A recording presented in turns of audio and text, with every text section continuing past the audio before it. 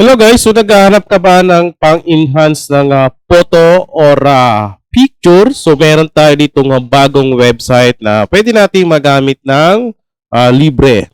So ang gagawin mo lang guys ay magla-login ka kung meron ka ng account dito sa ating website na gagamitin or sign up para sa mga wala pang account. So pag sign up dito guys sa ating website na gagamitin, pwede ka gumamit ng Google, Facebook at yung Apple ID. So di ko alam kung Apple ID yung tawag diyan. Ayan. So pero meron tayong Google account na pwedeng i-bind at yung Facebook. Kung ayaw mo nang gumamit ng mga ganyan, pwede ka mag-sign up through email. Tapos yung verification code ay isi-send yan sa email mo.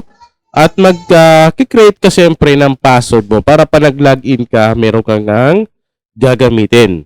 Kapag nakagawa ka na guys ng account o pag nakapag-create ka na ng account mo at nakapag-login ka na, so ito yung pinaka-dashboard mo. So marami tayong pwedeng magawa dito sa ating website guys na gagamitin. So meron tayong pang-enhance ng photo, remove background. So parang all-in-one na siya.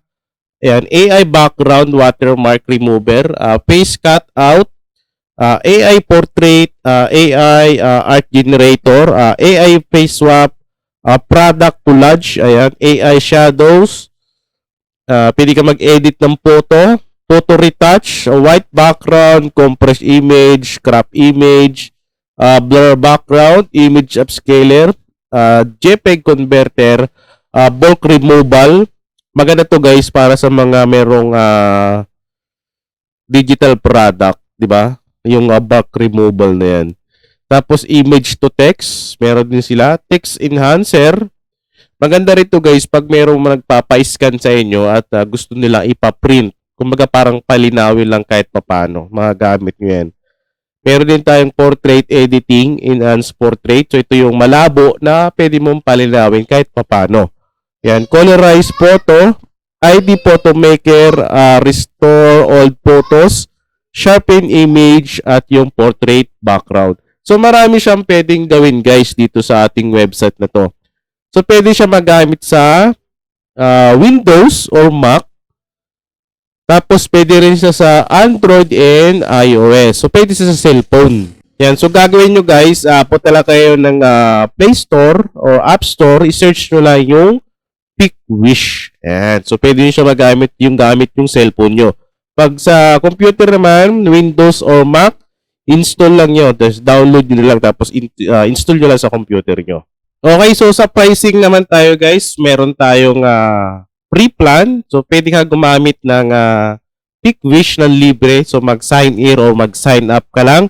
Magagamit ka ng PicWish. So, makakapag-edit ka ng picture mo. So, sa free plan, free previews for most features, access to free tools, limited non-HD download per day. So, libre lang kasi siya guys, kaya hindi siya HD. Pero pagagamit nyo naman yan kung pang araw-araw sa printing business mo, kahit hindi naman naka-HD. So, pwede na yan. So, para may limit lang kumbaga.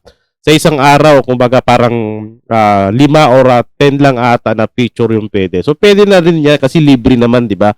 So, pero pwede ka mag-upgrade. Meron din tayong pay as you go. Ayan. Kumbaga parang every create or every enhance ng picture, merong credits na mababawa. So, meron tayong 300 credits sa halagang 12.99. So, parang nasa 700 siya. Kumbaga, di ba? 300 credits na yan. Ayan. So, meron din tayong 1,000 credits, 5,000 credits, at 10,000 to 15, what is this? 10,000. Ayan. So, plus, ano siya pala? Plus 1,500 credits. So, 10,000 plus 1,500 credits. Ayan. So, dito yan sa pay as you go. Okay? So, meron din tayong pro plan. Ayan. So, meron din tayong monthly, 9.99 monthly, 50 HD downloads per day. Ayan, 45 credits na yan. Meron din tayong 4.99 monthly, pero yearly ang ano niyan guys, ang billing. Tapos meron din tayong 5.99 weekly. Build weekly yan. So, 50 HD download per day. So, marami siya pwedeng pagpilian. May Pro plan, pay as you go, at yung free plan natin. So, makakagawa ka ng pang-enhance mo sa picture. So, gamit itong website ko. So, hindi na ako gagawa ng sample, guys. Mas maganda yung kayo na mag-sample gamit itong PicWish. So, click nyo lang yung description or yung comment section. Andyan yung link ng website na to. So, try nyo na lang. So, libre naman yan. Sign up lang kayo. Para pag nagustuhan nyo, pwede kayo mag-avail ng mga credits nila. So, tulad nito, i-click mo lang yung enhance photo. Ayan. So, pwede ka mag-upload ng image kaagad. So, meron din siyang both edit, yung maramihan. Di ba? So, try nyo na lang, guys, para makita nyo talaga. As in, para kayo mismo ang maka-experience kung paano gamitin tong PicWish na website para sa pangpalinaw ng mga malalabong picture. Ayan. AI Photo Enhancer.